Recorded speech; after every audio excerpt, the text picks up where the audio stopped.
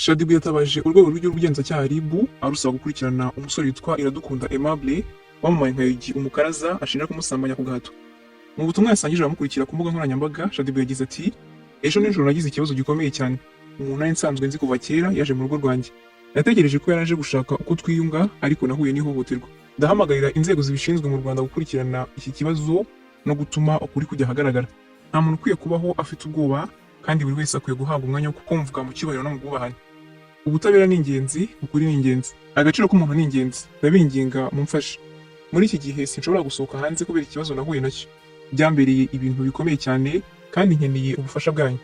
Shaddy yasobanuriye igihe ko Yugi umukaraza yamusambanyije ku gahato amusanze iwe mu ijoro ryo kwa 21 Kamena 2026. Shaddy yavuze ko uyu musore bahoze ari inshuti, kandi ko ku mugoroba wo kwa 21 Kamena 2026 yagiye kumusura iwe yitwaje amacupa 2 y'inzoga barasangira. Nyuma yo gusabana no kunywa inzoga, Shaddy yavuze ko uyu musore yamufatiranye yasinze, akabyuka asanga baryamanye kandi yambaye ubusa. Shaddy yagize ati: "Yugi yaje mu rugo turasangira, ariko sinzi ibyo yampaye kuko nisanze mbyutse nambaye ubusa, andyamye iruhande. Yibaze ko nari mu kwezi k'umugore. Byarambabaje ndanabimubwira. Agira ubwoba ahita asohoka iwanjye, ariko namubwiye ko ntaho ahungira kuko turi mu Rwanda rugira ubutabera." Shaddy yavuze ko yababajwe no kwisanga yaryamanye n'uyu musore kuko ngo atari ibintu bari bumvikanyeho, ahubwo ko yamufataranye mu ntege nke ze yasinze. Ku rundi ruhande, igihe yashatse kuvugana na Yugi umukaraza kugira ngo agire icyo avuga kuri ibi birego, ariko inshuro zose twagerageje kumuvugisha kuri telefone ntibyadukundiye kuko atitabaga. Shaddy yavuze ko inzego zibishinzwe zakurikirana iki kibazo kugira ngo ukuri kumenyekane. Ku kijyanye n'iby'uko yaba yarigeze akundana na Yugi umukaraza, Shaddy yavuze ko nta rukundo rwihariye bigeze bagirana, ahubwo ko bari inshuti zisanzwe. Shaddy amaze iminsi ashyira hanze ubutumwa bwibazwaho na benshi, ndetse byageze aho atangaza ko yahinduye amazina. Uyu witwa ngo ni Yugi umukaraza? Niba Yugi umukaraza. Nakurikiranye amakuru nsanga yarabaze igihe kinini aziranye n'uriya muntu. Ngo bari inshuti. Urumva ngo bari baturanye, umuntu umwe agituye mu Kagarama ngo atarimukira mu Busanza. Sinzi niba nyumva neza. Wimukiye mu Busanza ninde? Uwo nguwo ba Yugi niwe yagiye mu Busanza. Umukaraza yasanze undi mu Busanza. Urumva umukaraza hari abashuti buriya umukaraza bivuga ko yamuhohote yakaraze. Muri hangana kabigaseko nka keza. Ariko ibi bintu bikwiriye gukoreshwa nk'urugero rubi rwo kwigisha abantu kwirinda ibintu runaka.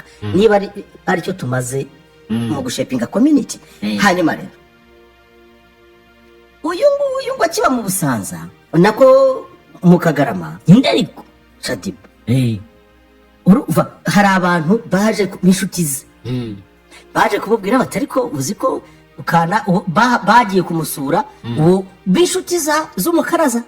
Umukaraza ngo araza abasanga rero batari kuzi ko uyu nguyu umuturanyi. Kuva icyo gihe rero umukaraza aba inshuti ya mama Shaddy. Sibyo? Hanyuma rero ukuntu rero mama Shaddy ngo yaje kugira ikibazo cy'ihungano ko abonaga ukuntu agomba kuba yarabaye depressed. Ndibuka agana mu mpera z'umwaka hari abadayuka abantu ko batakivugisha. Nuko ngo kwisemeza birangiye nigeze ko ndi yanditse ati je ntago yitwa Shaddy. Ngaho Shaddy mwari muzi yarahiye ntawe wari. Nuko erega hari igihe wirira muri miruwari sikakubwiza ukuri papa. Nabibonye ibyo bintu bikaguseka. Sikuye kabigaseko nka keza. Utabaruka reka nkubwiye. Ngiye mbibona navuze buriya. Ibintu birahindutse bihinduye isura. Niba wenda azi ubuzima butari sawa yanyuzemo, ibintu birahindutse agiye mu nzira nziza. Ko nawe haraho numvise abyivugira muri byashwi, abati ngiye numvaga ngiye kugarukira Imana. Ni byiza cyane. Ave mu bibi. Ko niba umuntu abyivugira atanga ubuhamya bw'ibyo yanyuzemo. We yavuze ko yanze abantu. Icyo ni ikimenyetso kibi cyane cyo kwiheba. Kwanga abantu byo ni ikibi. Arangije amakuru avuga ngo murantunga, ndavuze ngo ko yimutse aho yarari. Wenda bitewe na situation yimukira mu Busanza. Bisi bitwaye iki? Uretse gato. Hanyuma yaramaze iminsi rero sinzi ukuntu ngo umukaraza yaje avuga atari kore kanze twiganire nk'inshuti ngutema akantu. Aza yikorera icupa by'inzoga. Umukaraza aza yiteretse. Bagezeyo so kunywa ye. Ntabwo bavuze amakuru y'inzoga ariko zigomba kuba zikaze. Kuko ni ebyiri gusa yazanye. Zizo zabagize barazinywa. Bamaze kuzinywa. Umuntu umwe nyine aranokinga. Kunokinga no kugira gute? Vuga ngo ajya utovu. Arasinze kuko ishyabo nyabyo. Arasinda ko yabyivuye cyane nasinze. Aranokinga. Anokinze. Umukaraza nawe aramusindira. Aramusindana. Aba aramuhohotera nkuko abivuga. anavuga yuko yari mu minsi ye ariko umukaraza nawe nta dini afite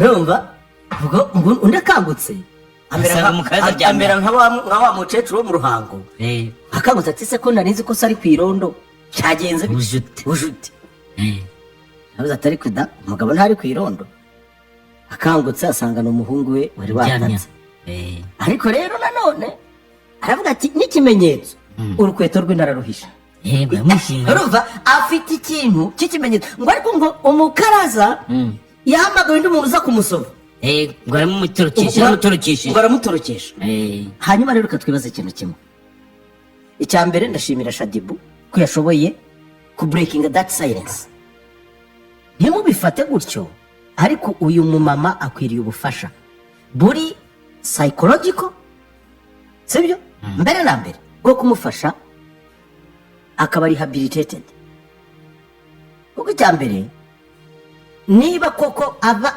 ibyo byose byamubayeho binyuze mu businzi bukabije n'ibindi nk'ibyo agasanga ariko akagira ubutwari bwo kubureka akavuga ati umukaraza yankaraza urumva icyo nacyo ni ikintu cyo kumushimira ni intangiriro yo kumufasha kuba nibura n'ako gakiza kakakira ubu abakozi b'Imana bamwegere bamuhumurize nawe ribu nayo ikurikirane umukaraza ariko kenisi uretse gato icyo tuvuga ngo ibyo bintu murimo kuvuga ngo ribu ikurikirane umukaraza njyewe nta ruhande mbogamiyeho urumva nawe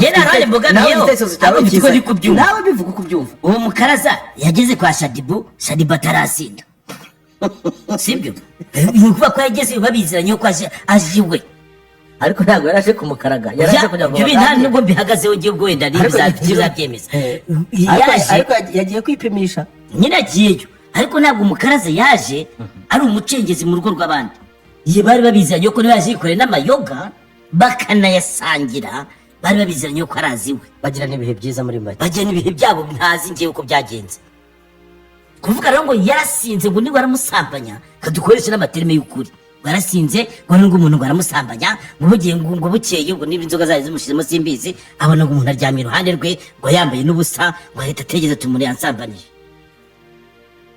ibyo bintu ni ukubikurikiranira hafi ubwo se umuntu wasambanije undi ku gahato nta kintu kibiranga kibigaragaza uko biba byagenze yavuga byagenze bure hari ukuntu yisanze urumva nyine wabyita gato uhereye hehe ako yasigaranye urukweto ntabwo ari ikimenyetso ku nyine yaje kumusura yambaye inkweto ahubwo nahinduka yitwa Shadibu yahohoteye umukaraza amwambura n'inkweto ze yahohoteye umushyitsi bashyiraho amafoto turebe njye nta ruhande mbogamiyeho kuko umukaraza niba yarahohoteye umuntu atabivuganye akurikirana ariko n'undi nawe ibintu kubishyira ku mbuga biriya ni ukwitamaza niyo ntabwo ibintu bikwiye kuba bijya hari yagomba kunyonyomba gake akajya kuri ribu akabwira ikibazo yagize ariko atagombye kubishyira hari kubyandika biratuma buri wese afite uburenganzira bwo kubivugaho ariko abantu uzi ko natakaye uzi ko umukaraza ntarimuzi nanjye ntabwo narimuzi ntagombye kuba ntawe narinzi rwose igihe nabonye ku kinyamakuru igihe niyo nabonye ifoto ye ariko menya nshaje uzi ko ntakimenya abahanzi abahanzi ni umukaraza ugira utavuze ingoma agira ati araririmba yesi avuze ingoma kuko numva abakaraza ni abavuza ingoma ariko ababateri bafite n'imbaraga mu maboko ariko ibintu ni ibyo kwitondera bakabikurikirana neza mu buryo bwitonze cyane sinzi ntabwo mbyumva ahubwo ikintu cy'isomo ririmo mwirinde ubusinzi ntimukanywe ibyo mudashoboye reka tugaruka turaza gutanga inama rero ariko ariko rero njye ariko nkaba mvuga nti nyamara uyu mubyeyi akwiriye gutabara nicyo cyonyine cyabaho bakajya kumurehabilita bamujyane handi bajyanye wa wundi